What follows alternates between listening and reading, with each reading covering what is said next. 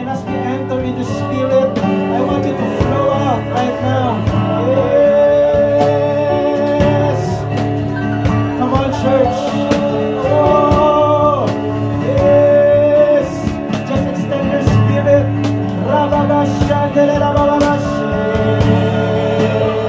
That's right.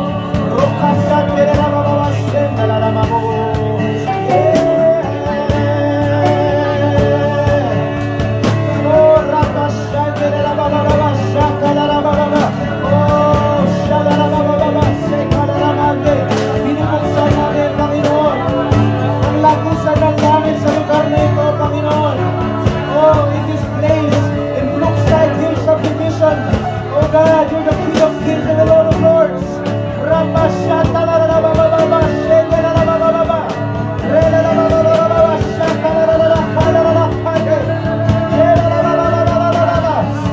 Swing wide, swing wide,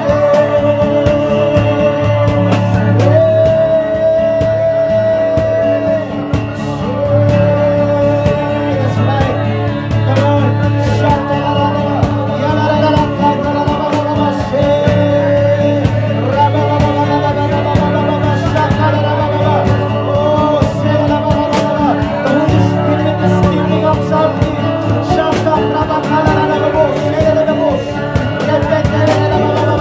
we are expectant of the move.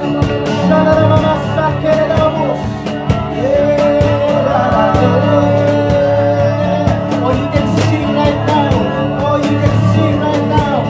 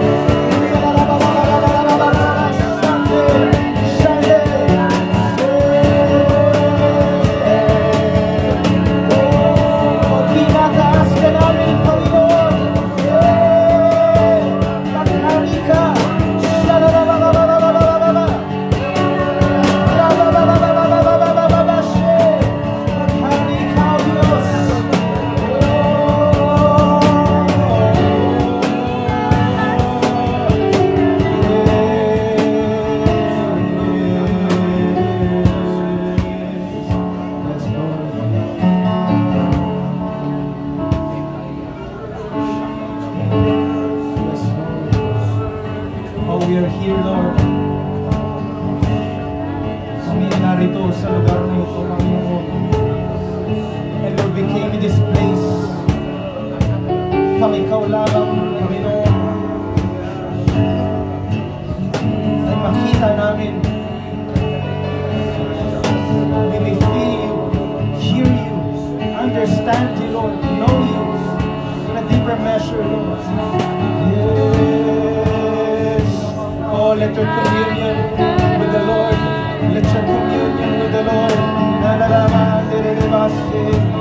Let your communion with the Lord. Let it flow.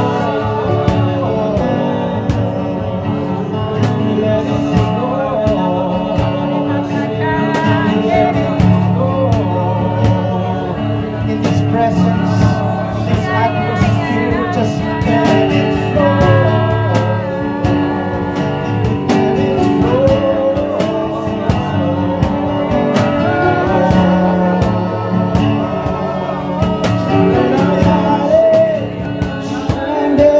Yeah.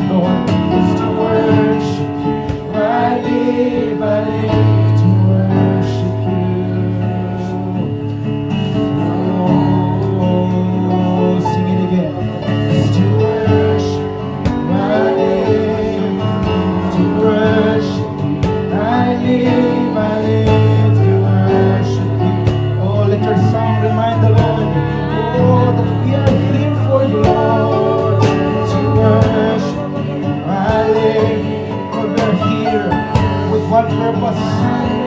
I live to worship you. Oh, sing it again. To worship you. I live, yes Lord, to worship you. I live to worship you.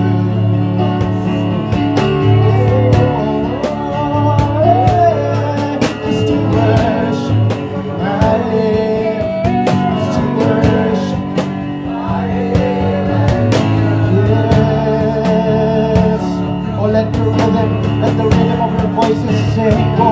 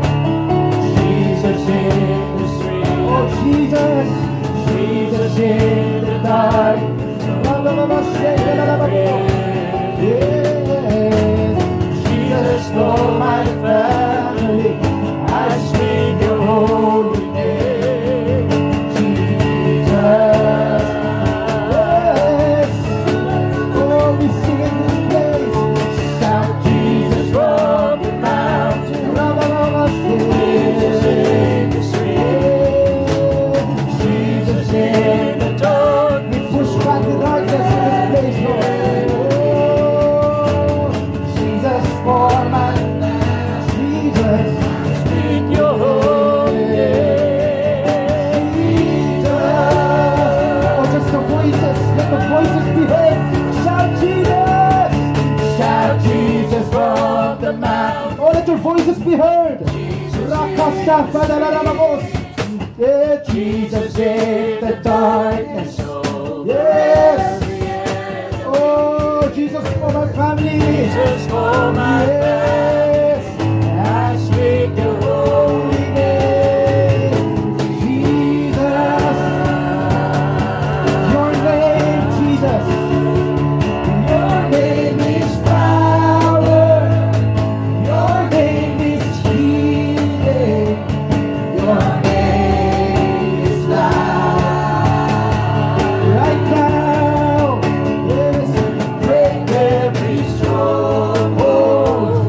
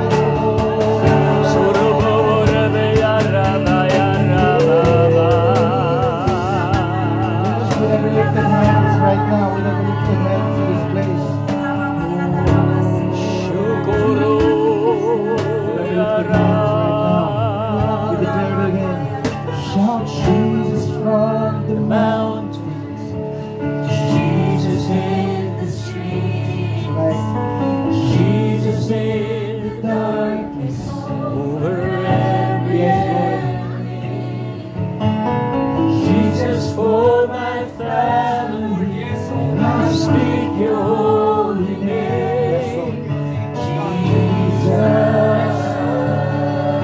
The Lord is talking to you right now. Speak my name. Shout Jesus. From the mountain, Yes, Lord. Yes, Lord. Jesus in the street, Jesus. Jesus in the darkness Yes, Lord. over. Upon every darkness. Oh, Jesus, for my Oh, we need you. family, I speak your holy name, Jesus. Lord, we lift it up in the midst, Lord, of the praises of your people. Be lifted up, Lord, in the midst, Lord, of our praises. Hear our praises.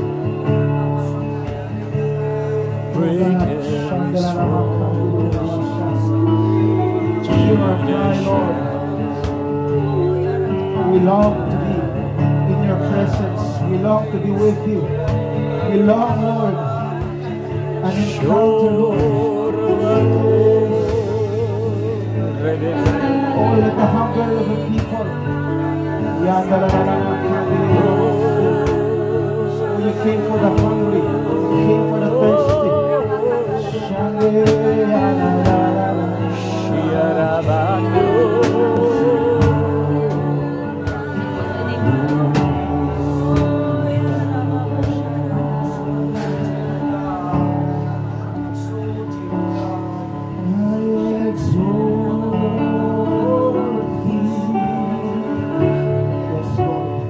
I exalt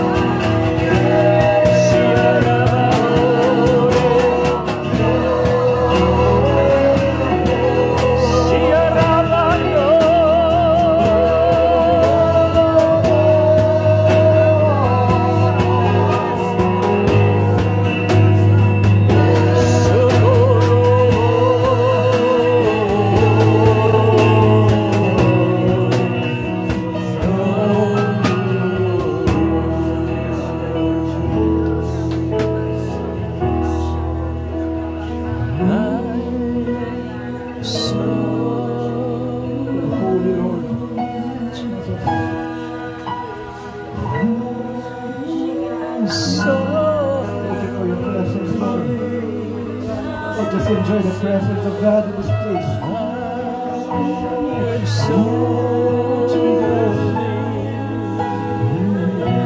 Jesus is here.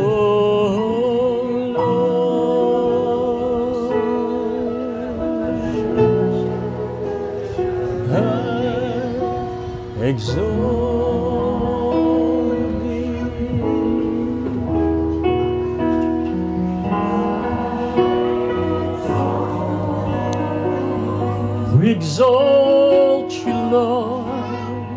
I exalt thee. Oh Lord. Oh Father, we give you praise. You're the God of Abraham, Isaac, and Jacob. You're the God who fulfill covenants. You're the God who never change. You're the same God yesterday, today, and forever. Lord, we bless you tonight. We gathered here. We yield to your Holy Spirit. We can do nothing apart from you. We want to acknowledge the flow of your glory and your Spirit, O God. Patuloy naming Panginoong kakainin at makikipag-commune in your Spirit and in your Word. Patuloy namin, Panginoong, pagpipira-pirasuhin, O God, ang tinapay ng buhay, ang iyong salita. That we continue to be nourished and strengthened and edified. Na patuloy mong binibuild up, Panginoon, ang bawat isa sa amin. Oh God, we thank you. Patuloy kang ang magpakilala pa, O Diyos.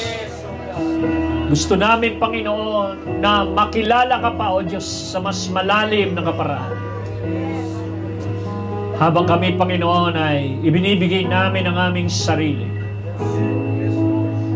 Sa salpanalangin, O God, we give ourselves to prayer and to the ministry of the Word.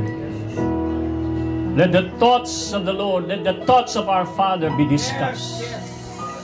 Let the thoughts of Christ be released. Marami pong salamat, Ama, sa gabing ito. Sa pangalan ni Jesus. Amen, amen. Praise God. Pangalan po natin ang Panginoon. Amen, amen, amen. Praise the Lord. Thank you, God. Thank you, Lord. Hallelujah. Good evening. Hallelujah. Thank you, Jesus. Okay, meron pa ba tayong darating na mga prayer warriors? We pray na sila ay ingatan at proteksyonan ng Panginoon as they are traveling ang mga parating. Amen? Praise God. I believe that the God that we are serving is a God of impossible. Amen. Na ito po yung hamon ng ating pong Panginoon sa season po ngayon. Habang pahirap ng pahirap yung labanan, pataas naman ng pataas yung opportunity na mas lalo po nating makilala ang ating pong Panginoon. Amen? Na ito rin yung panahon na kung saan na mas lalo po nating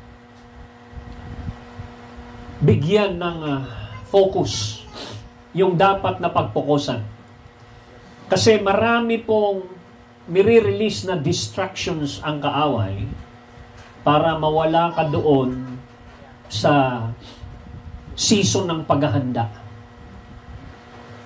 If the devil will rob you of preparation, it also rob you of your demonstration. Kasi hindi ka pa pwedeng matalo kung ikaw ay handa. Yes. So kapag nanakawan ka ng kaaway ng kahandaan at nawala ka sa focus, nananakawan ka rin ng quality sa future to deliver kung ano yung dapat na i-deliver mo sa iyong henerasyon na patungkol sa Panginoon. So marami po kasi nagra-rush, aggressive, na gawin ng isang bagay because of lack of preparation. Along the way, gumigive up sila. Maapoy nung nagsimula, pagdating doon sa dulo, lupay-pay na. No? Sana tayo po hindi po maapoy sa mga prayer meeting, hindi lang po nag-aapoy sa simula. No? Dapat hanggang sa matapos ang buong taon, hanggang sa ma-rapture tayo. Kasi hindi po pwedeng como 50 nights lang, yun lang yung ating bibigyan ng intensity. Meron tayong ginagawang habit until this habit becomes a part of our lifestyle. Na hindi mo na kinakalculate o hindi na sumasagi sa isip mo na gabi-gabi na lang. Hindi mo rin pwedeng sumagi sa isip mo yung pagod na ako. Okay? So meron po tayong spiritual strength na po pwede nating i-apply na makaka-apekto ng maganda sa ating physical na buhay. Now, kung papansinin natin sa Isaiah chapter 43 o 49, ang sinabi doon sa Isaiah, parating yung naririnig yon, they that wait upon the Lord shall renew their strength. Kung titignan natin yung verse na yon, they that wait upon the Lord, Isaiah chapter 49, di ba? Ha? 40 verse 31, no? 40 verse 31.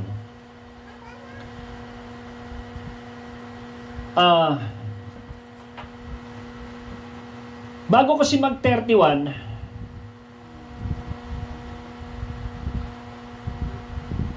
merong question dito sa verse 27.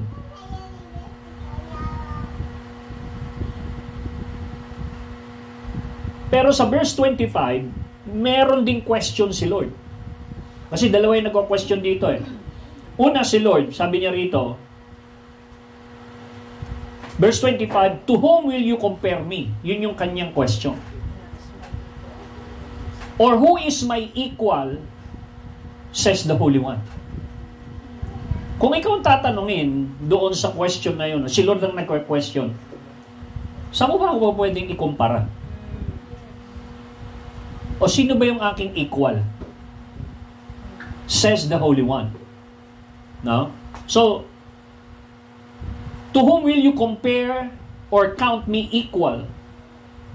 To whom will you liken me that we may be compared? Saan ba siya may ihahalintulad? Now, pagdating sa 26, meron siya sinabi, lift your eyes and look to the heavens. Hindi lang heaven. Heavens. Ibig sabihin, plural. Ibig sabihin, tumatagos sa buong universe. At ang sabi niya, who created all this? He who brings out the starry host one by one and calls them each by name. Ikaw nga, sige, tawagin mo yung tupa mo na 1,000 lang na tawagin mo sila sa kanilang pangalan. Kaya mo bang tawagin sila palabas sa kanilang fold? 1,000 lang. Pero si Lord, sabi niya, sa trillions and trillions and trillions and billions and quintillion stars, lahat ng nilikha niya. Alam niyo, ano ba kasing laki ng star? Minsan mas malaki pa yan sa planet. Tapos, bawat ganong kalaking stars na ipinapanganak, may pangalan ng Diyos na inilalagay. Di ba sa Bible, meron tayong nakita mga pangalan na Pleiades, nakalagay sa Bible yung mga pangalan ng mga bituin, Orion. Bakit nakapangalan yun? Bakit may mga pangalan? Oh. Di ba? So, merong pangalan. Sabi ni Lord, sabi niya rito, He who brings out the starry host one by one and calls them each by name. Because of His great power and mighty strength, not one of them is missing. So, ibig sabihin, binibilang niya pala yun araw-araw, walang nawawala. Star lang yun. Mas higit pa tayo sa star. Amen. Na pinagkakaabalahan niya. Tapos, ang tanong niya rito ngayon, yung tanong ng tao, nababasa niya yung isipan ng tao. Ngayon, given that data, makapangyarihan siya. Siyang gumawa ng langit at lupa. Ang tanong sa verse 27, ang tanong niya sa tao, o kay Jacob, then why do you say, Jacob, and complain, O Israel, my way is hidden from the Lord, my cause is disregarded by my God. Na para bang, kung yung trillions and trillions of stars nga, sabi niya, not one is missing. Sa palagay mo kaya, ikaw na nilikha ng Diyos, dinidisregard ka ba? Sabi niya rito, my cause is disregarded by my God. Pag sinabing cause, ano yung pinaglalaban mo? Ano yung mga gusto mong tayuan? Ano yung mga complaints mo? Ano yung mga plea mo? Ano yung mga nire-request mo kay Lord? Hindi ba ito pinapansin ng Diyos? Yun ang tanong. Saka pa lang sinabi sa verse 28. Hindi mo ba alam? Do you not know? Do you not heard? The Lord is the everlasting God, the creator of the ends of the earth. He will not grow tired or weary. Ano kinalaman nun? He will not grow tired or weary. Yung evil judge,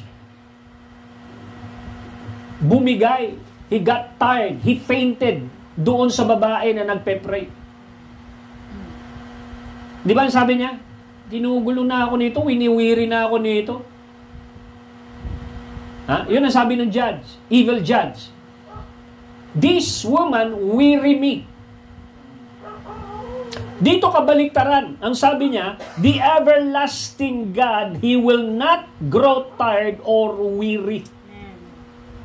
So, ibig sabihin, lahat ng klase, kahit gaano pa katindi, ang ipine-present mo na kaso, prayer, request, the Lord is not tired or weary in accommodating it. Why? Because the keeper of Israel neither slumber nor sleep. Hindi siya natutulog. So 24/7 siyang gising na tinatrabaho yung request mo, yung petition mo. At ang sabi niya, and His understanding no one can fathom. So kung i-meditate mo itong tatlo palang verse na ito, may connect ito doon sa unang tanong, whom will you compare me? Bakit mo sinasabing yung problema mo, yung kaso mo, yung sitwasyon mo, yung circumstances mo ay para bang hindi nakikita ng Diyos? Sa Kanya sinabing, do you not know, have you not heard, the Lord is the everlasting God, the creators of the heaven and the earth. He will not grow tired, He will not grow weary in hearing your prayers. And His understanding no one can fathom. Pagdating sa 29, He gives strength to the weary. Bakit? Siguro, nakikita ng Panginoon along the way sa proseso ng iyong pag-iintay kay Lord. Sa pakikipaglaban mo, dumarating yung time na ikaw ay nawiwiri na. Pero sinabi niya, He gives strength to the weary and increases the power of the weak. Amen. Amen. Pansin niyo sa verse 30. Even youth. Bakit binanggit yung youth? Kasi yung youth ang pinakamalakas na stage ng physical growth o stage ng tao. Yung youth. Sila yung pinakamalakas. Marami silang energy, marami silang lakas. Kaya nila magpuyat hanggang alas 2, alas 3, alas 4. Pero yung iba, hindi na kaya yon. Yung mga matatanda, hindi na kaya yon. Even youth grow tired and weary. Young men stumble and fall. Yung pinakamalakas na stage ng tao, nanghihina siya, nangwiwiri siya, nanghihina siya, nagfe-faint siya. Saka palang binanggit yung verse 31 that but those who hope in the Lord will renew their strength. Amen. Hallelujah. So meron palang place na pwede mong i-renew ang iyong strength. Amen. So, kung kaya mo palang baguhin i-renew yung strength mo, yung energy mo, at ang effect no, they will soar on wings like eagles, they will run and not grow weary, they will walk and not be faint. So, ibig sabihin, kung hindi ka marunong mag-renew ng strength mo sa presensya ng Panginoon, ang mangyayari sa'yo dalawa. You will get tired and you will be weary. So yung mga nagsasabing, pagod na ako, ayoko na, hindi ko na kaya, yun yung mga dapat na nagpupunta sa presensya ni Lord at nagre-renew ng strength. Amen. Parang ako yun So, sabihin, kung hindi mo ginawa yung responsibility mo, na i-renew yung spiritual strength mo, o meron kang dahilan na sabihin ng mga bagay na pagod na ako, ayoko na. Physically, pagkapagod ka, automatic yun, di ka naman nag-i-struggle na pupunta ng loob ng kwarto para matulog. Bakit hindi ka nag-i-struggle matulog? Kasi gusto mo, ma-energize ka uli ng physical strength. Mag-nap ka kahit 30 minutes para ma-renew yung strength mo physically. So, ibig sabihin, pag matutulog ka, hindi ka struggle. Kasi, sino ba rito pagka matutulog sa gabi, nakikipaglaban? Gusto ko na matulog eh. Hindi pa ako makatulog. Gusto kong matulog eh. Hindi ako makatulog. O kaya sa tanghali. Di ba? When it comes sa pagtulog, kahirap ka o hindi, makakatulog ka talaga sa gabi. O, isa sa technique para makatulog ka, mag-exercise ka ng 30 minutes hanggang sa makapagpawis ka. Ngayon, kapag katapos mo mag-exercise ng 30 minutes, pagod ka na, papawis ka na, magpunas ka, and then mamaya-maya habang nagpapahinga ka, merong marirelease na chemical sa loob ng katawan mo na parang ang inaantok. Sabayan mo ngayon yun, makakatulog ka.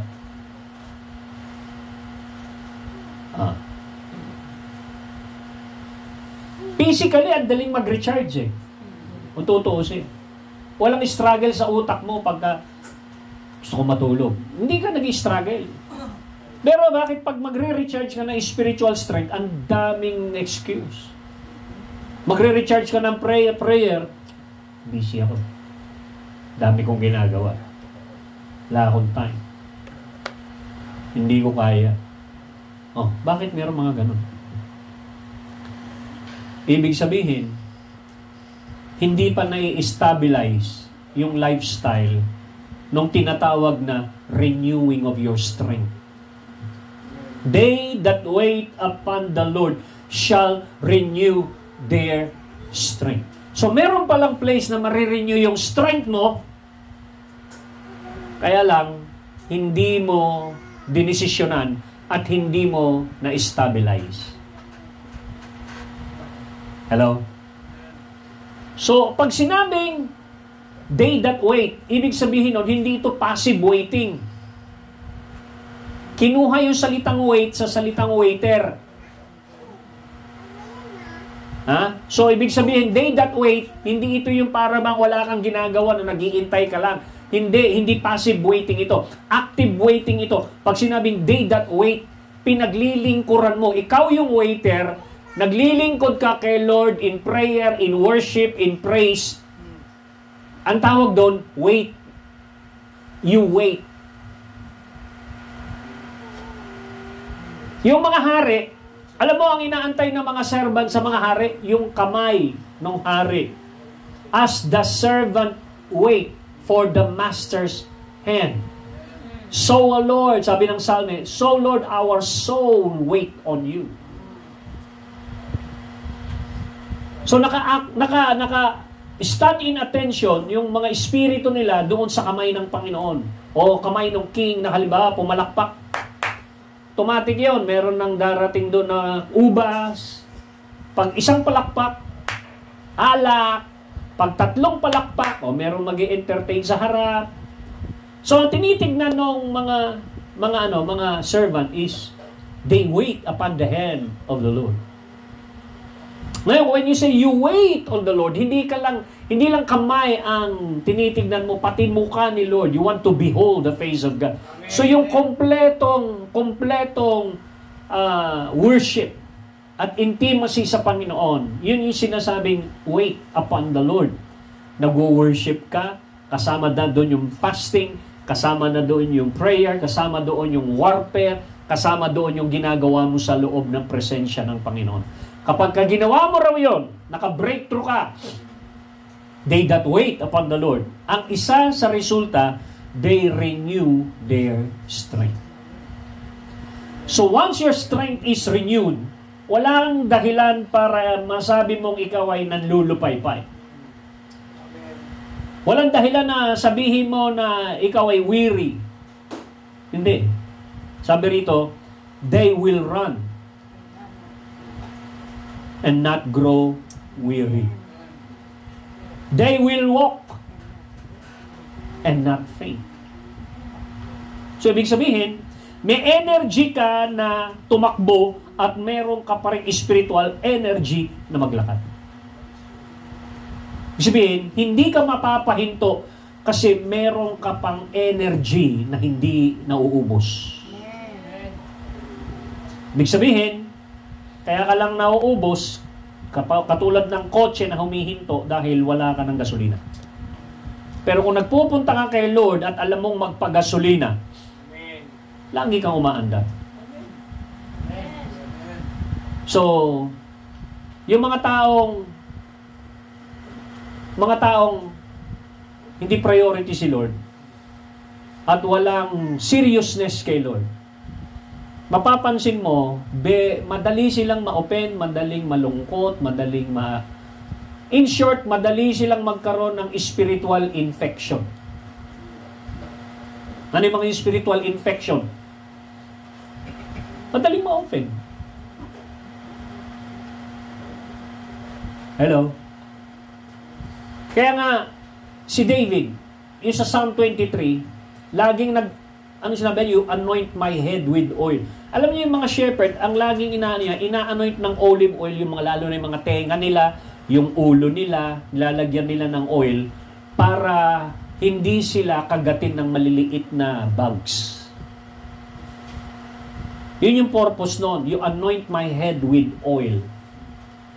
Para hindi ka makagat, mangat-ngat yung tenga mo o anumang part ng ulo mo para ma-infect. Alam mo yun, minsan, pagka nakagat ka, magsisimula sa kakatihin, tas kakamutin ng aso, maya, kita mo, may sugat na siya, hanggang sa na-infect na yon, hanggang sa maapektuhan na. Ulo parati yung tinitira ng bugs. Kaya yung shepherd, ina-anoint niya isa-isa ng oil. Minsan naman, pag walang oil, ang gagawin ng shepherd, ililid sila na mag-crossover sa isang dagat.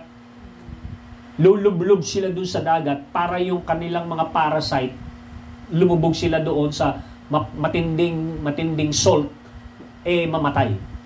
Yung mga nasa loob ng kanilang parasite. So, makikita natin dito, they that wait upon the Lord shall renew. Okay? So, pag hindi mo alam kung paano mag-renew ng strength sa prayer personally, sa worship personally, ikaw ay laging liability sa loob ng church. Ikaw yung taong parating gustong bisitahan ng pastor. Ikaw yung gustong parating pinapalo up at ikaw yung uhaw sa atensyon. Parating. Hindi mo kayang mag-isa na mamuhay, lumakad kasama si Lord. Yun yun. Meron ba kayo nakita si Lord parating nagpa-follow up ng mga tao? Hindi, nagpapalayas nga siya ng tao. Sabi niya, kayo 12, pwede na kayong umalis. Ano sabi ni Peter? Lord, where can we go? You have the words of life. Bakit ganun si Lord? Parati niya inaano yung crown. Kung hindi niyo ako mamahalin ng higit sa inyong buhay, higit sa inyong nanay, sa inyong tatay, sa inyong property, at higit sa inyong sarili, hindi nyo talaga ako masusunod. So, kung hindi nyo kayang tanggapin yan, hindi nyo ako masusunod. Hindi kayo pa pwedeng maging disipulo.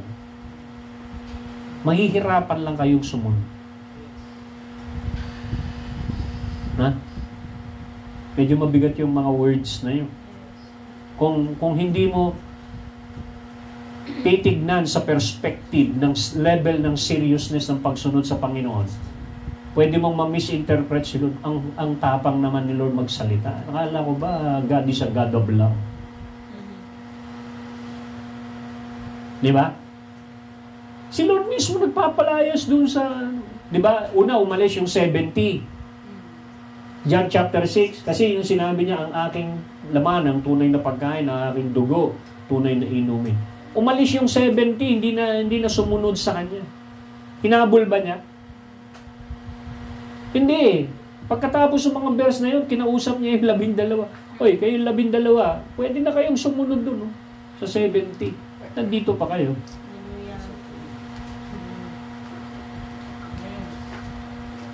Sabihin, walang matitira talaga kung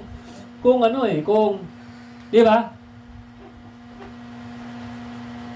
Para bang ang bigat naman nung ganong, kaya mo bang tanggapin yun?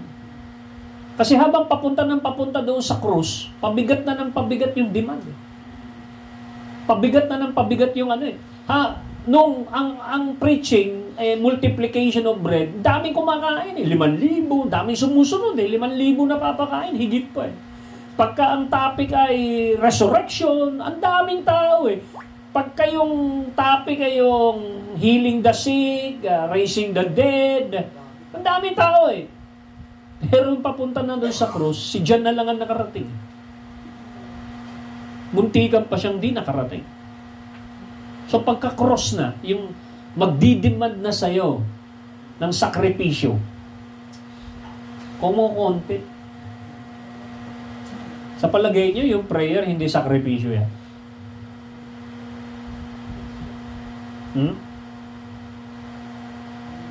Meron ako sinend doon sa GC, sa 3W. Scientifically, meron nagsabi, pag nag-focus ka ng 12 minutes a day in 4 weeks, marirelieve ka raw sa anxiety, sa fear, sa depression. 12 minutes lang na focus, araw-araw in 4 weeks. Scientifically, yung kanilang yung kanilang experiment doon. Maraming mo yun, na pa nila yun, na lagyan pa nila ng scientific explanation. They that wait upon the Lord shall renew their strength. So, kaya palang ma-renew. Just imagine, halimbawa, 100 tayo. Bawat 100 na yon, yung 100 na yon, kayang mag-renew ng strength. That's a powerful church. Amen. Bawat individual.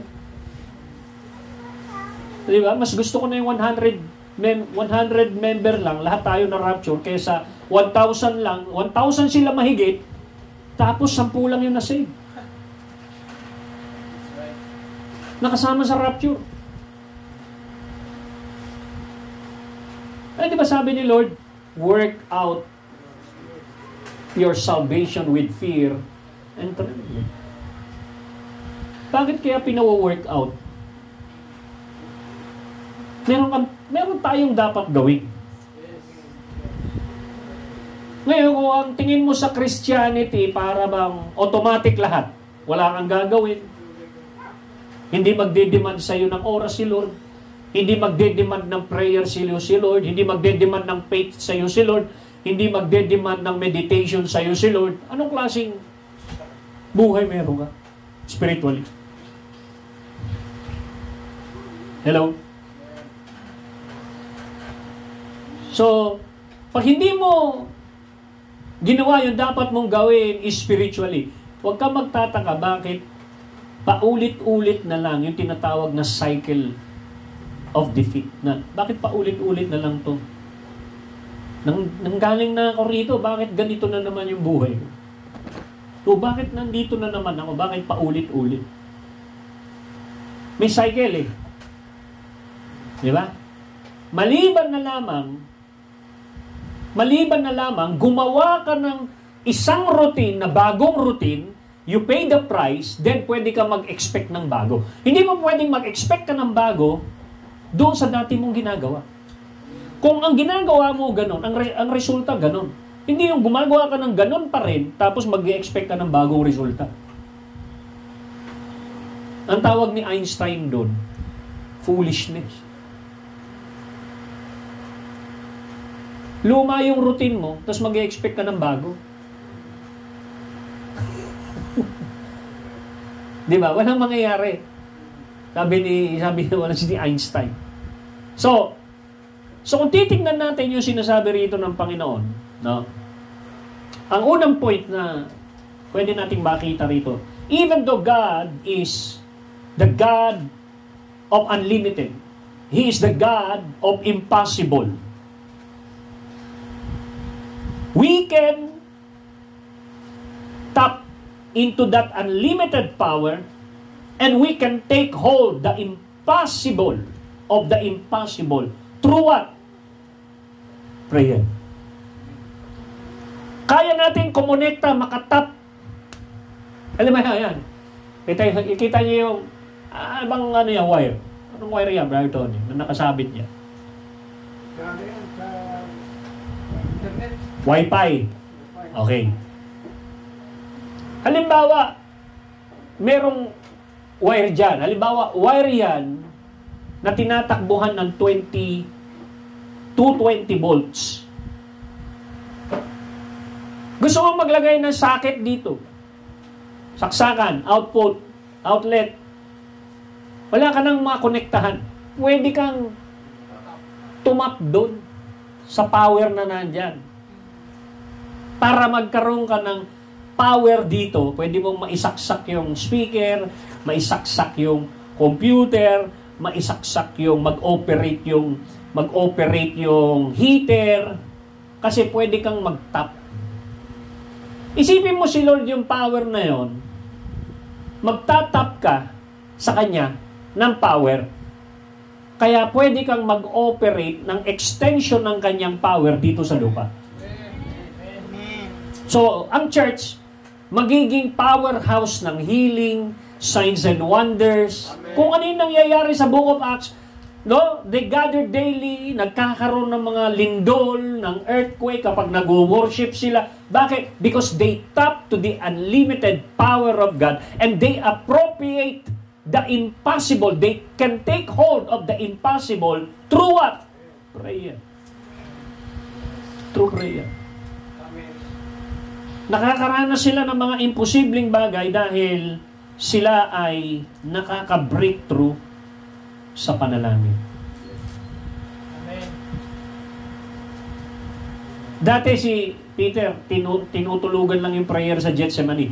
Pagdating doon sa Book of Acts, chapter 4 yata yun, chapter 6, sabi niya, we give ourselves to prayer.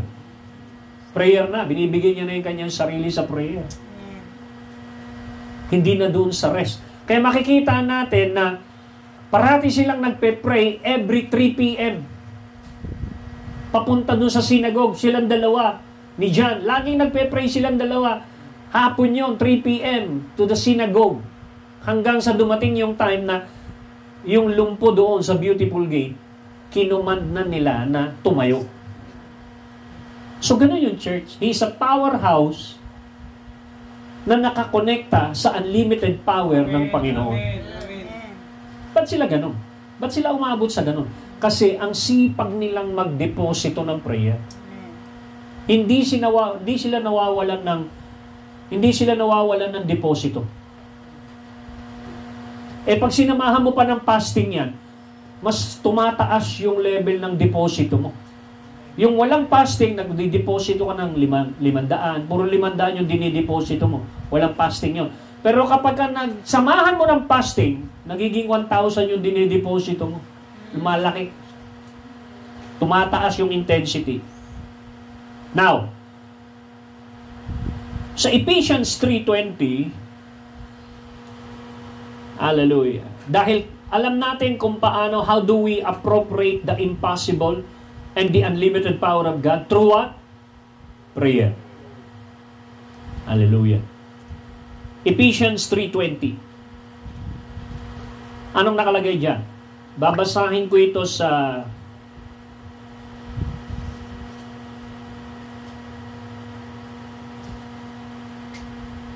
TPT. Okay? Never doubt God's mighty power to work in you and accomplish all this.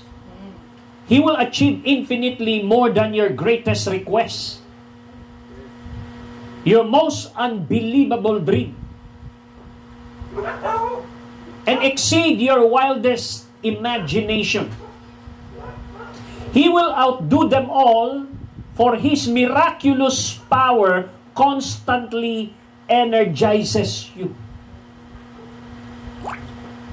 Sa ibang translation, according to the power that is working within you. So how this power work within you? Through prayer. Wala nang ibang ibang way para mag-produce ng dynamo, mag-produce ng power kapag umiikot yung dynamo, nagpo-produce ng power yon. So kapag ang prayer mo ay gumagalaw, nagpo-produce siya ng power. At once the power is achieved, sabi niya, He will achieve infinitely more than your greatest prayer, greatest request. Your most unbelievable dream. Yung mga unbelievable dream, mga imposibleng bagay, pwede nang mangyari. Dahil doon sa prayer, dahil yung prayer mo, nagpo-produce ng power para i-manifest yung purposes and plano ng Panginoon sa iyo. So, imposibleng mangyari ang kalooban ng Diyos at plano ng Diyos kung wala ang role ng prayer. Okay, kung titingnan natin dun sa Luke 1:37, ang sinabi doon, di ba nagkakwento si Gabriel kausap ni Gabriel at that time si Zechariah. And then sabi niya, ito yung sign na lahat ng sinabi ko sa'yo, Gabriel, ay totoo. Ha? Correct? Ang kausap niya si Zechariah. Sabi niya, magbubuntis si Elizabeth. Barren niyo. So, ibig sabihin, yung word na yon na, okay, magbubuntis si Elizabeth, yung asawa mo, tatawagin mo pangalan ng anak mo, John. Correct? Anghel yung kausap niya, galing sa presensya ni Lord yun. May mandate, merong instruction. Leader yung kinakausap niya yon. Pero hindi niya pinaniwalaan. Sa palagay mo kaya, hindi alam ni Zechariah na itong anghel na ito ay galing kay Lord. Alam niya yun, galing kay Lord. Ang tanong, kung ikaw si Zechariah, kausap mo na yung anghel, anong dahilan bakit hindi ka naniwala? Ngayon, halimbawa, dumating isang anghel dito, may sinasabi sa atin, hindi ka ba maniniwala o maniniwala ka? Ha? Nakita mo, may pakpak, merong talagang kakaiba siya. Tapos may sinasabi sa'yo. Kaya lang, habang nagsasalita siya, asawa mo magbubuntis. Asawa ko ba? Yung sabi ng anghel, magbubuntis yung asawa mo. Baog nga yung asawa ko. Hanggang sa dumating yung point na sabi niya, dahil hindi ka naniwala, mapipipi ka. Correct? Pwede naman sabihin ni Lord, dahil hindi ka naniwala, mabibingi ka. Dahil hindi ka naniwala, mabubulag ka. O kaya, hindi ka na makakaamoy. O hindi ka makakalakad. Pero bakit ang word niya, hindi ka na makakapagsalita, mapipipi ka? May ibig sabihin nun. Kasi, death and life are in the power of the tongue. Yung bibig na yan, ang nagre-release ng power. So kapag ka napipi ka, nawawalan ka ng power. So, kapag ginawa kang pipi ng kaaway sa prayer, na silence ka, parang pinahinto mo yung dynamo na umandar para hindi na siya mag-produce ng power. Para siyang generator na huminto. So, once you are silenced, the power stops. Once your prayer is silenced, yung dynamo na nagpo-produce ng power sa'yo, not to be weary, not to be fainting, ay mangyayari sa'yo. Di ba? So, ano yung dahilan? Galing ako langit, naramdaman mo, kinilabutan ka, nakita mo yung liwanag ko, nagawa mong mag-alinlangan. Saka palang sinabi sa verse 37, for with God, nothing shall be impossible. Kasi ang panlaban niya, yung kabaugan ni Elizabeth eh. Eh di ba nangyari na nga kay Sarah yun? Ang word naman kay Sarah, is there anything too hard for the Lord? Tapos pagdating sa New Testament, is there, with God, nothing is impossible. Parehas na sitwasyon, parehas na baog na pinag-uusapan, magkaiba lang ng karakter. Sa Old Testament, si Sarah. Sa New Testament, si Elizabeth. Pero parehas na baog yun.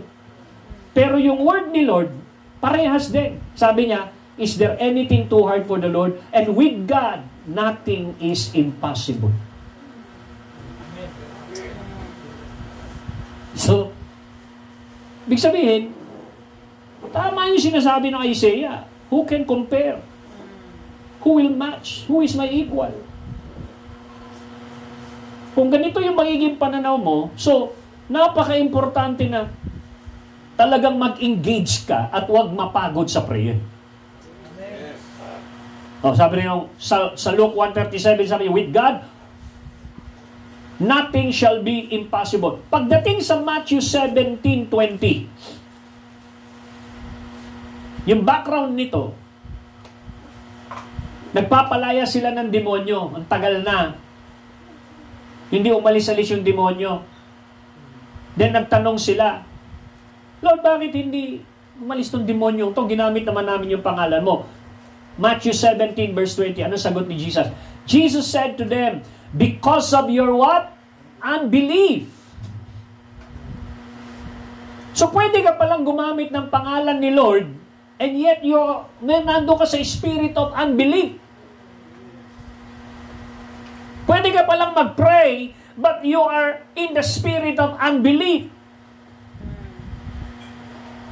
Yung sagot ni Lord, Jesus said to them, because of your unbelief, for surely I say to you, if you have faith as a mustard seed, you will say to this mountain. You will say to this mountain.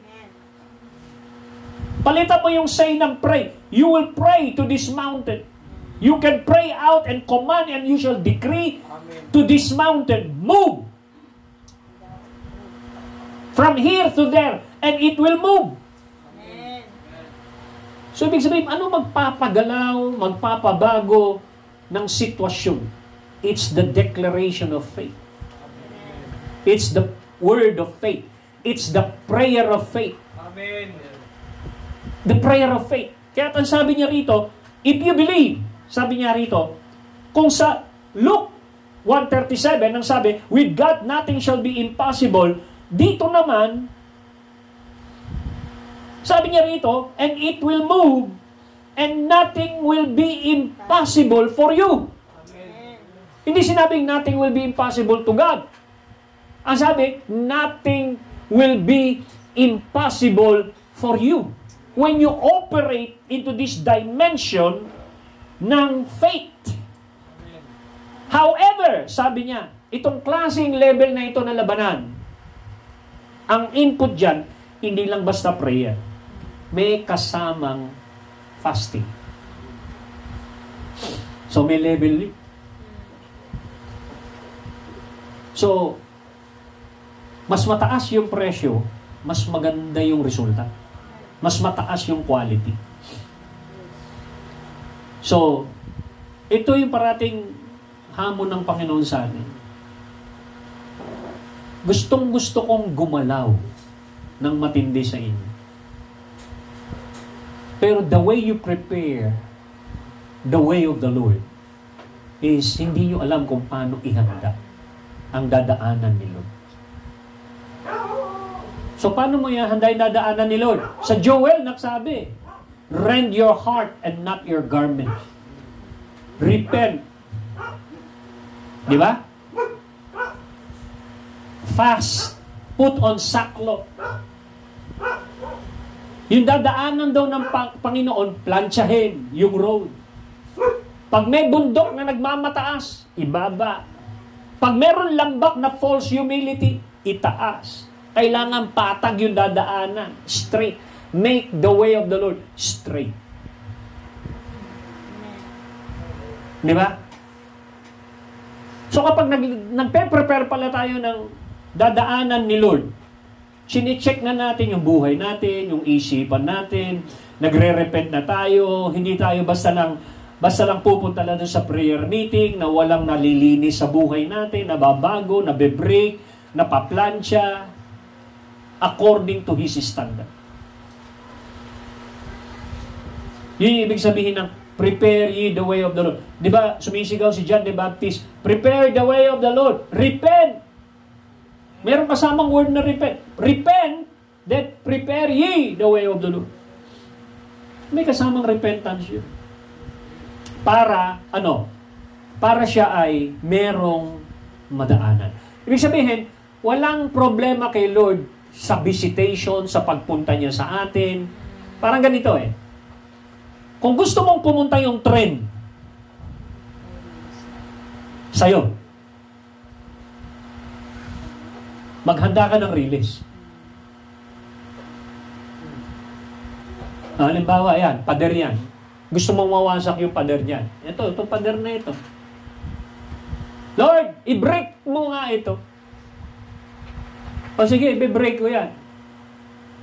Pero ihanda mo yung dadaanan ko. O dito ka gumawa ng release ng tren. Mula rito, gumawa ka ng release ng tren hanggang doon. Para pag dumating yung tren, tatamaan niya, wasak yan. O, meron tayong gustong ipagawa kay Lord. Lord, gawin mo nga ito. Ito yung posibleng ito. Ito, hirap na ako. Ano sabi ni Lord? Ihanda mo yung dadaanan ko. No. Paano mo handa? Willing ka bang magbayad ng presyo ng prayer? Ng fasting? Ng consistency? Willing ka ba na magtuloy-tuloy? Willing ka bang mag-persevere, magtiyaga? Katulad sa Luke 18, hindi tumigil yung babae hanggang di nakukuha yung justice. Willing ka ba na bayaran nyo? Willing ka ba na makipagbaka, yung warfare? Willing ka ba? So, yun yung maraming mga cases na kondisyones na gagawin na gano'n. No? Ano sabi ni Lord? Walang imposible sa mga nananampalataya. Hello?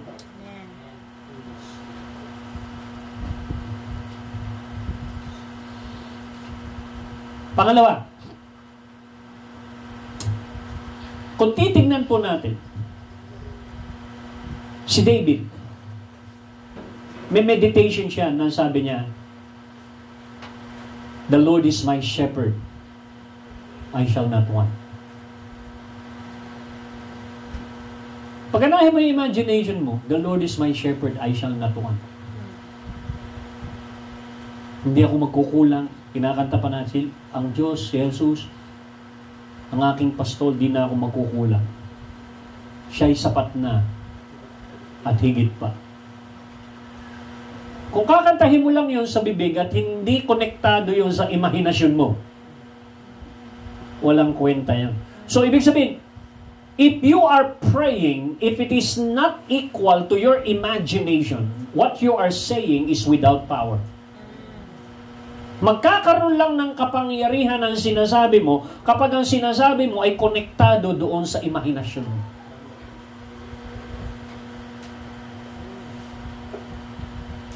Kasi kailangan mong makita yung sinasabi mo. Amen. Amen. Si Lord, bago niya sabihin yung salitang ilaw, tapos na sa imahinasyon niya yung ilaw. Sa kanya ni-release yung let there be light, and there was light. Ba't nag-manifest? Yung light na nasa kanyang utak, ni-release ng kanyang bibig, project sa physical, karoon ng iwan. Isipin nyo, ganun ang prayer. What is prayer? Prayer is the utterance of the will of God. Amen. Ang panalangin ay paghahayag, pagdideklara ng kalooban ng Diyos. Amen. That is prayer all about. It's about His will. It's about declaring His will.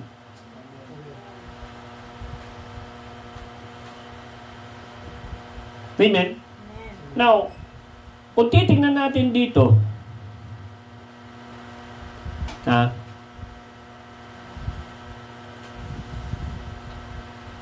yung resources ng langit, ito yung point number 2. The vast, unsearchable resources of heaven are at our disposal through prayer. Ano ibig sabihin ng disposal? Ano Tagalog ng disposal?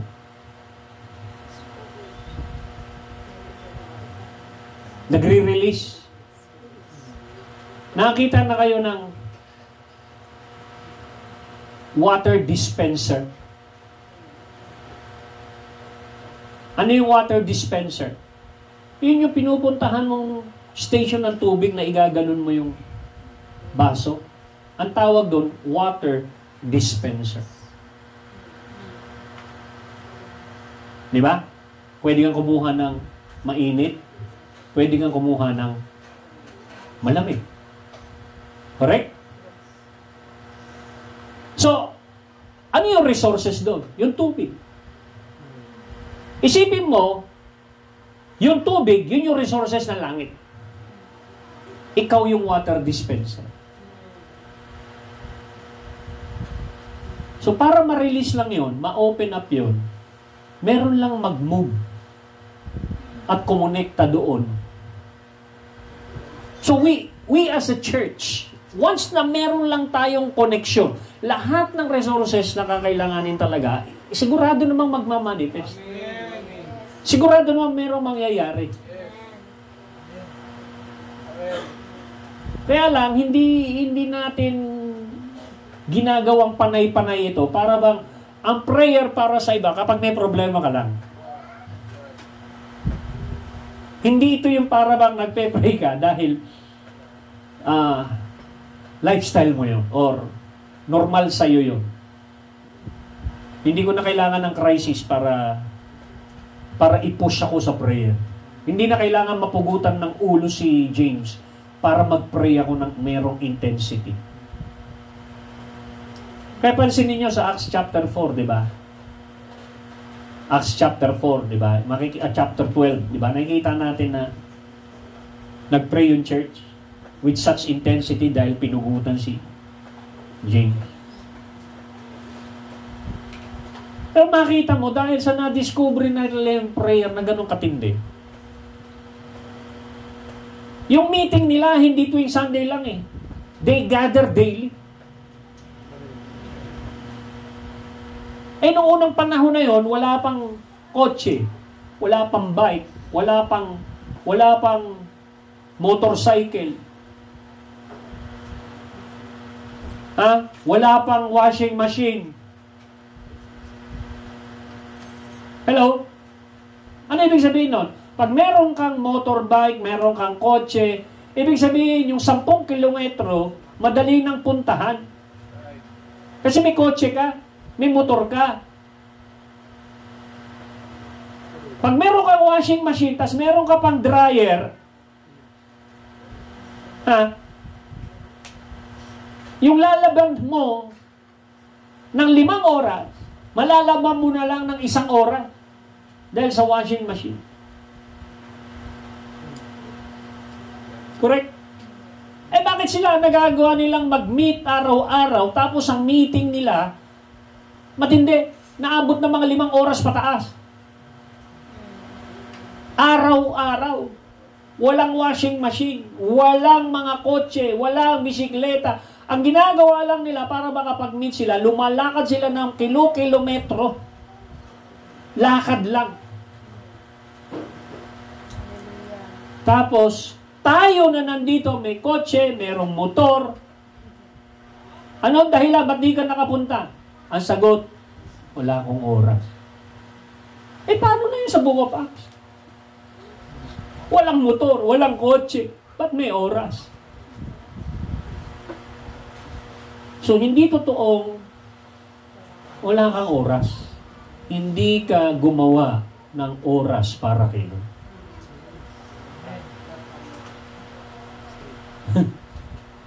Sige, wag na lang corporate. Peace, personally, nakagawa ka ng oras? Di ba? Eh, paano kung walang program yung toda natin? Walang program yung mag-submit na gano'n. Di mas wala ka ng oras kasi wala na nagmo-monitor. Di ba? Ano pa magiging, paano pa natin may encourage yung sarili natin na magtaas pa ng quality ng spiritual life? Wala na. Sigurado, darating tayo dun sa time ng panlalamig talaga. Na prinopisi ni Lord. Marami sa huling panahon. Ang pag-ibig ng marami ay manlalamig. Hello? So, makikita natin dito na Philippians 4:19, it says, "My God shall supply." Bakit nababanggit ni Paul yun? Supplier si Lord. Nang alin? Nang lahat ng needs natin. My God shall supply all. Hindi sinabing some of your needs. Hindi. All of your needs. So, ibig sabihin, pwede tayong tumap in, connect dito sa unlimited God. Amen. How do we do that? Appropriate it in prayer. Amen.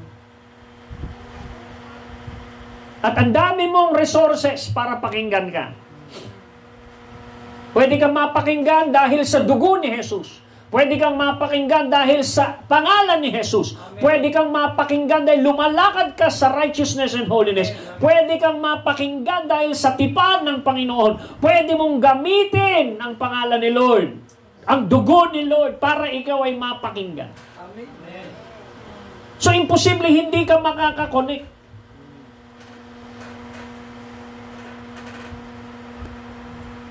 Imposible hindi ka makakakonek. Imposible hindi ka masusuplayan. Imposible hindi ka makaka-renew ng strength. Lahat yung mangyayari. Amen. Ang kailangan lang, desisyonan mo, maging determinado ka, maging consistent ka. Kasi kung tatanungin mo, hanggang kailan ba ako magpe-pray? Para mo sinabi, hanggang kailan ba ako inom ng tubig? Yes. Bakit? Ang ikaw, tatanungin kita, hanggang kailan ka kakain? Hindi, habang buhay ka, kumakain. Bakit? Dahil pag hindi ka kumain, manghihina ka, pwede ka magkasakit. Hanggang kailan ka inom ng tubig? Hanggat buhay ka, iinom at iinom ka ng tubig para masustain mo ang physical life mo. Ngayon ang tanong, hanggang kailan ka magpe-pray?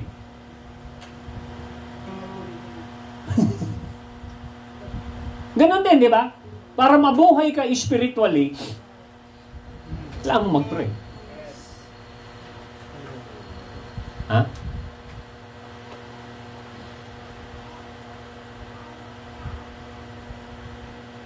Meron isang Kristiyano, sabi niya sa isang matandang pastor. Sabi niya, Pastor, turuan mo nga ako mag-pray. Ganun ba? Halika. Dinala siya dun sa isang drum. May tubig. Nilublog siya. Gaganong-ganon yung kamay niya sa drum. Tagal!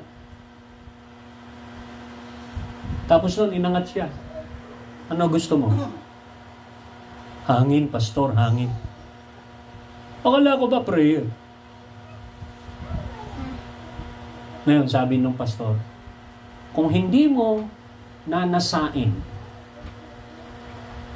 yung oxygen para ka mabuhay, na katulad ng oxygen, hindi mo nanasain ang prayer nang katulad ng pagnanasa mo na nalulunod ka na ang kailangan mo ay oxygen para makahinga ka, huwag ka nang mag-pray.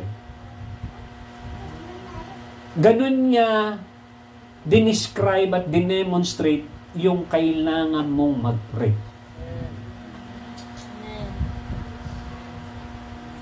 It's life and death.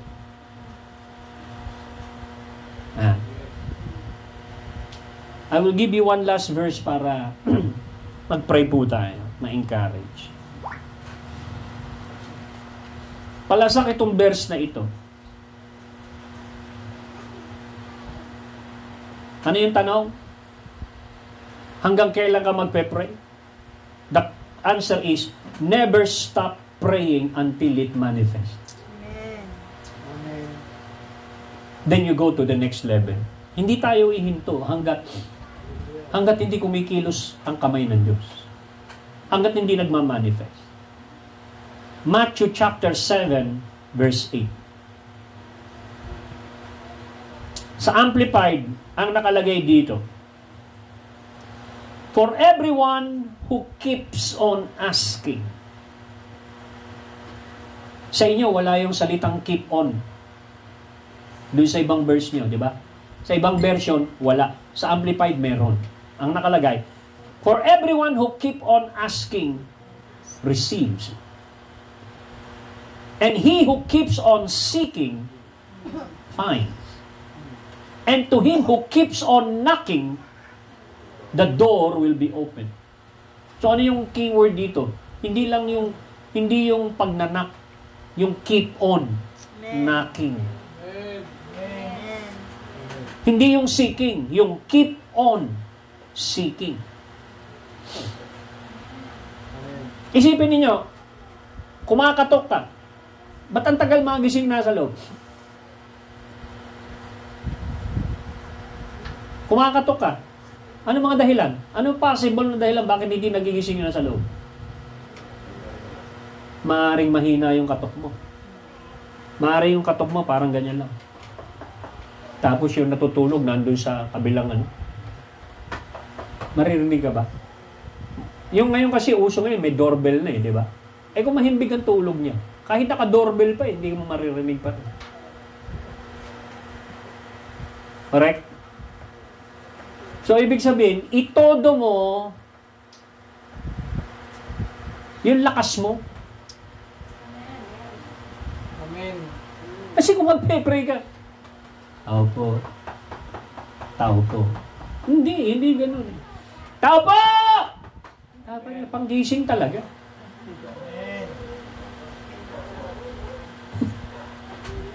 Kaya nga tawag doon, cry out to the Lord. Those who cry out to the Lord.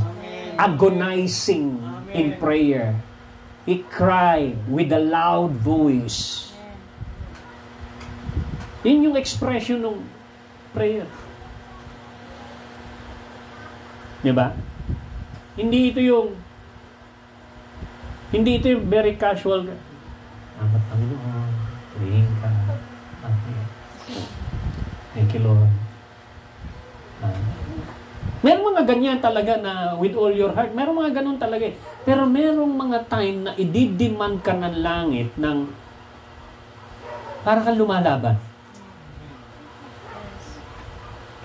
Yung tongues mo, hindi lang siya doon sa singing in the spirit eh. Nag-level up sa warfare yung tongues mo eh. Parang meron sinusuntok sa realm ng spirit eh. Dapat maramdaman mo yung ganong klaseng level ng prayer. Amen.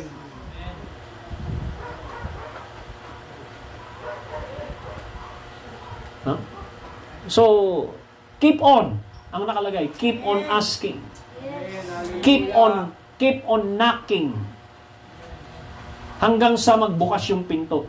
Keep on searching, seeking, until you find. Keep on asking until you receive. So, ibig sabihin, hindi ka hihinto hanggat hindi ka nakakatanggap. Amen. Hanggat hindi mo natatanggap, huwag kang hihinto. Pumokus ka lang dun. Ngayon, after 1 week, after one year, hindi pa rin, baka yung pinupukusan mo yun, nangangailangan ng fasting. Lagyan mo ng fasting. Baka hindi lang 3 araw fasting yun, baka 1 week ang nire-require nun bago mo matanggap. Hello? So, keep on. Doon sa easy to read version, sabi niya, yes, whoever continue to ask will receive. Whoever continue to look will find. And whoever continue to knock will have the door open for them. Ano naman yung word dun sa easy to read version? Continue. Kaya pala dun sa 1 Thessalonians 5:17, ang nakalagay, pray without ceasing. Pray perseveringly. Pray without ceasing. Kahit wala raw sisising, mag-pray ka. Kahit absent siya sa prayer meeting, huwag kang titigil sa prayer. Naintindihan niyo?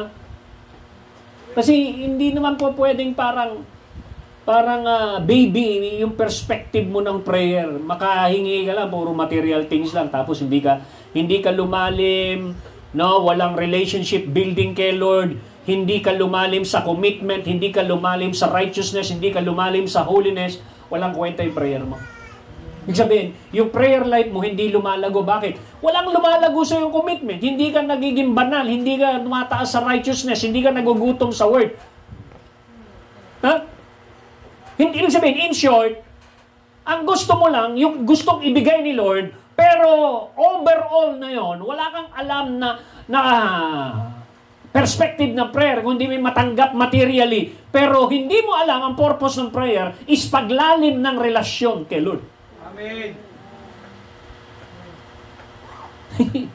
Hindi ito yung para bang may natanggap ka lang. Hindi yun. Magtrabaho ka na lang. Pag-ipunan mo yung gusto mong matanggap na yun. Huwag ka na mag-pray.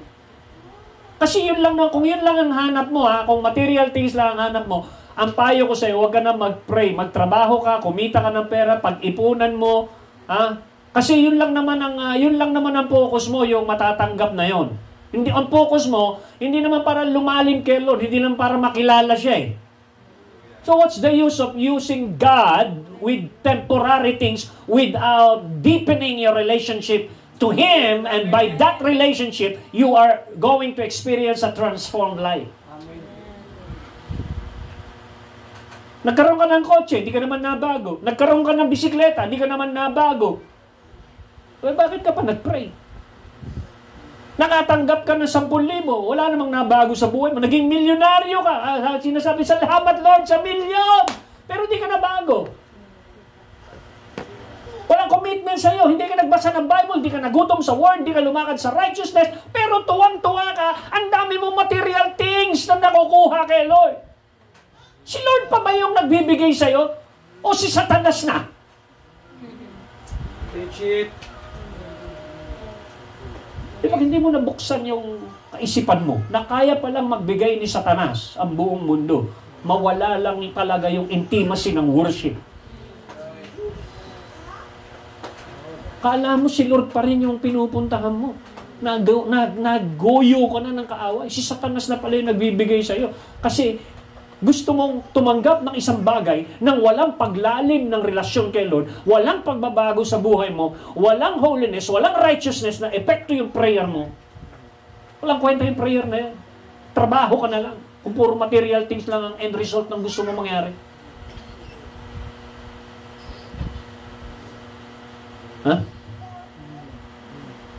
Sana makapag-repent po tayo. Kailangan yun. Hindi po pwedeng ang end result lang, puro ang breakthrough mo lang na gustong makita, puro material thing. Panahon na para lumalim. Amen. Hallelujah. Let's all stand. Let's begin to pray. Hallelujah. Thank you, Lord. Hallelujah. Bring the Spirit right now, God. In Jesus' name, let there be unveiling of every spiritual blindness. Baguhin mo, Panginoon, ang kababawan ng prayer. Baguhin mo, Panginoon, ang aming mga puso. Patawarin mo kami, Panginoon, sa aming lukewarmness. Patawarin mo kami, Panginoon, kung laging dahilan ng pagpunta namin sa iyo ay puro material things lang. Patawarin mo kami, Panginoon. Kaya mo ngayong gabi, Panginoon, ay kami ay magkaroon ng tamang motibo. Gusto ka naming makilala. Gusto ka naming ma-encounter. Gusto naming uminit kami sa iyo. Gusto ka naming maranasan. Gusto naming lumublob sa iyong kalwalhatian. Gusto naming marinig ang iyong tinig. Gusto naming mabago. Hallelujah. We change our mind. We repent in our hearts, oh God. In the name of Jesus, break every spiritual hypocrisy. Break every spiritual blindness in our life. Break every unholiness. Break every lack of commitment. Break every lukewarmness. In the name of Jesus, change us. If my people who are called by my name shall humble themselves and pray and turn from their wicked ways, I will hear from heaven. I will forgive their sin, and I will heal their land.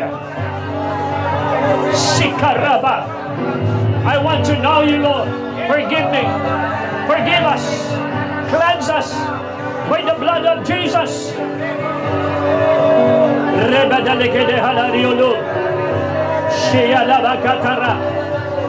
Kung nawawala na ang uhaw,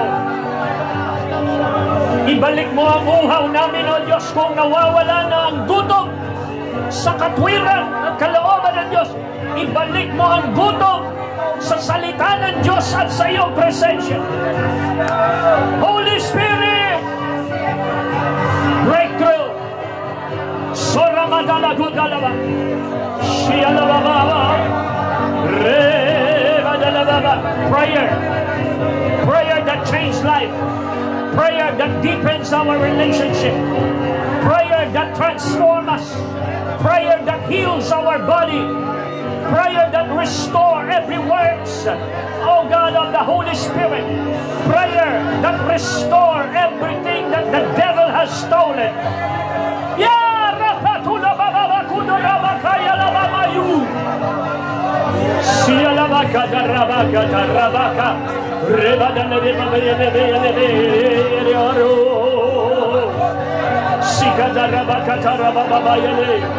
Ora venire bobo bobo yale katoria le bebe la sia la baba kataria la babando sikara baba kadara babo sia la babo ya la babo roka sikara bakadoro. Oh God, in the name of Jesus, build the spiritual muscle. Build the intensity, oh God. We prepare the way of the Lord. We prepare the way of the Lord. Sikoro Bolavaria Belevia. Ididia le Catolo Mayala Catalobre.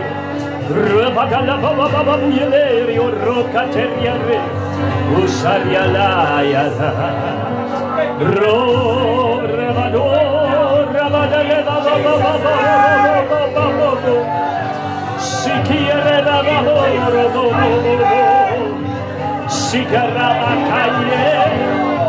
We worship you by the blood of the Lamb. We worship you in the name of Jesus. Receive our offering and our life. Receive our service, this body. We dedicate this body as a living sacrifice, holy and acceptable to you. Let this body do your will. Let this body walk in the light. Let this body go deep, oh God, in the presence of the Lord.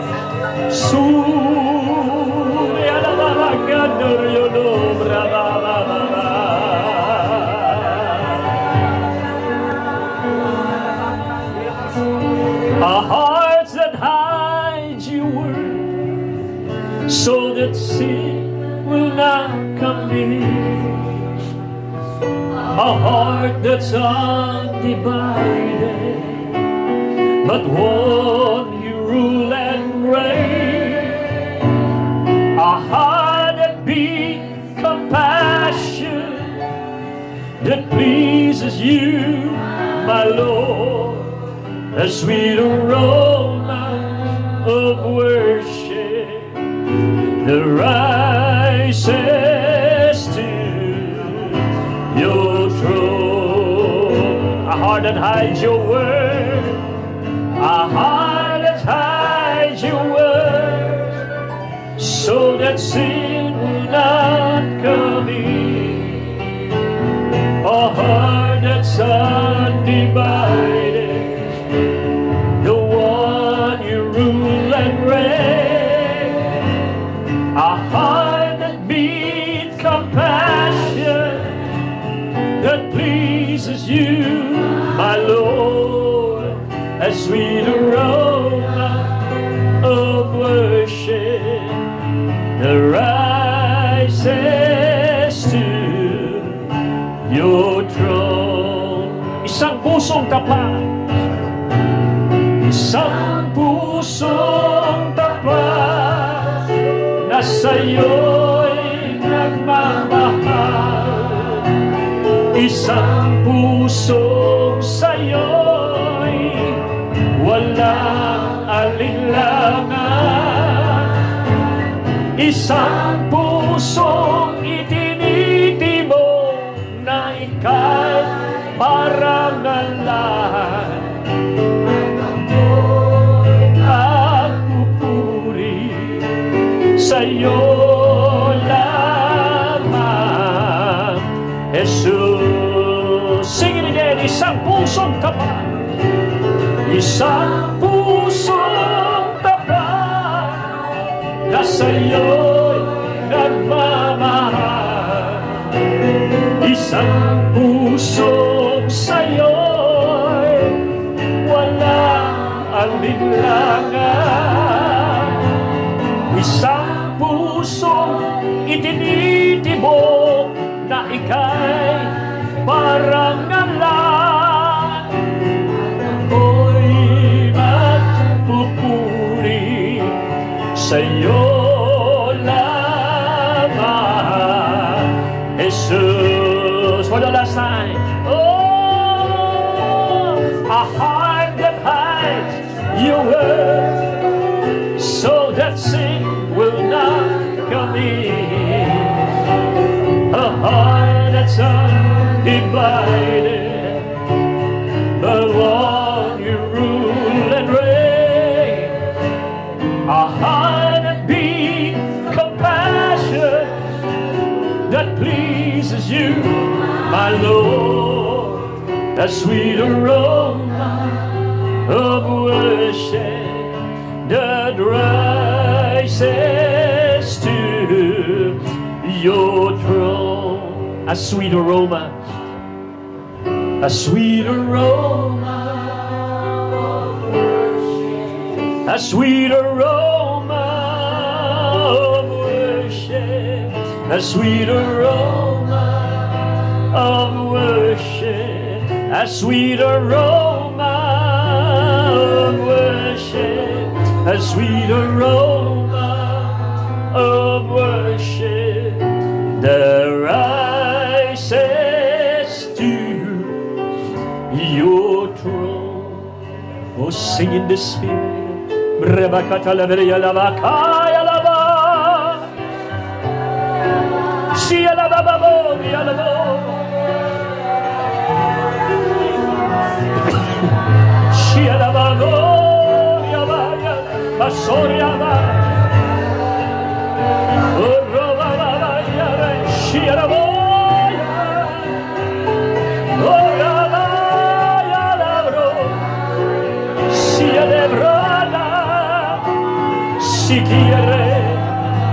Deepen our relationship.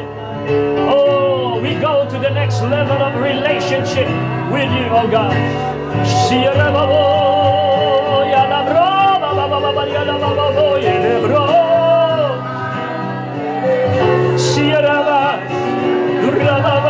Receive our worship. Receive our prayer. Receive. Continue, Lord, to smell the desire of our heart. You smell the aroma of our life. Sikarama ribidilekara. Sierababo rebababaya. Sierebro rebaba shukro rebaba.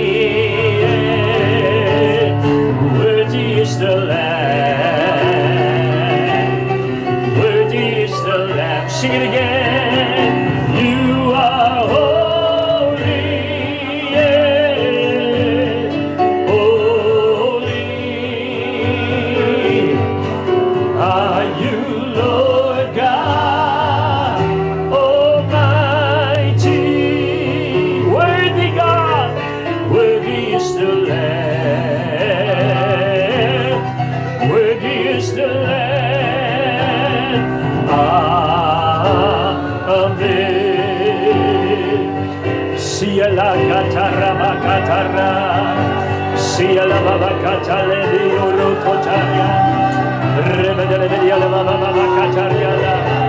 Receive the aroma of our worship. Bless the Lord, O my soul, and all things that is within me. Bless His holy name. Sukatara katara bema kodule babaka. Sikiara de babo. Sia la baba yo. Oya le dia dobra. Obra yo dobra.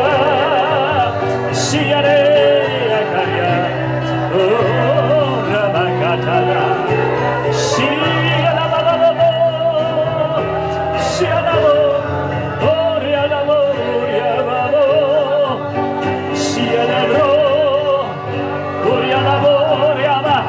Sia la bro. Rama. Liva ya la ti. Shika ya la baba ya no. Oria. Sukata la baba kota. Ripato la baba kota lo baba baba.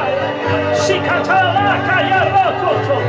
Soka papa no baba bakuka. Liki di unushika. Ripa kata rapa baba yugo. Worthy ya la baba ya la. Shikari ya la rapaka. Ya no. Shikiere ya la ro.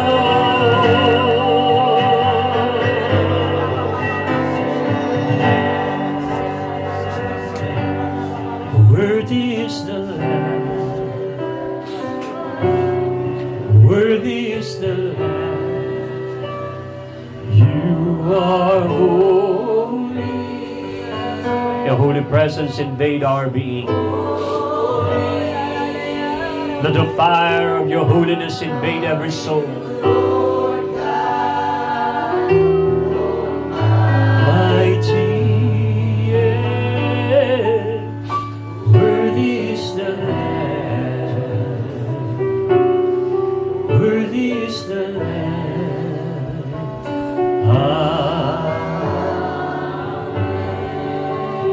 Start praying in this atmosphere right now. I want you to find 2, 3 partners right now. Start praying in this atmosphere.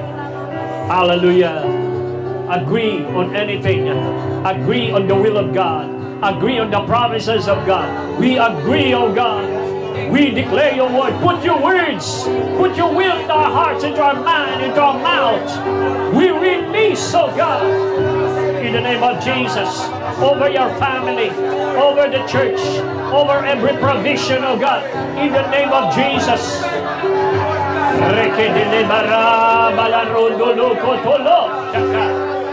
Yes, God.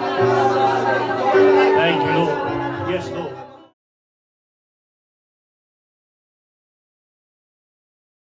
Hallelujah. Father, we sealed every prayer with thanksgiving tonight. Thank you for opening our eyes and opening our spirit.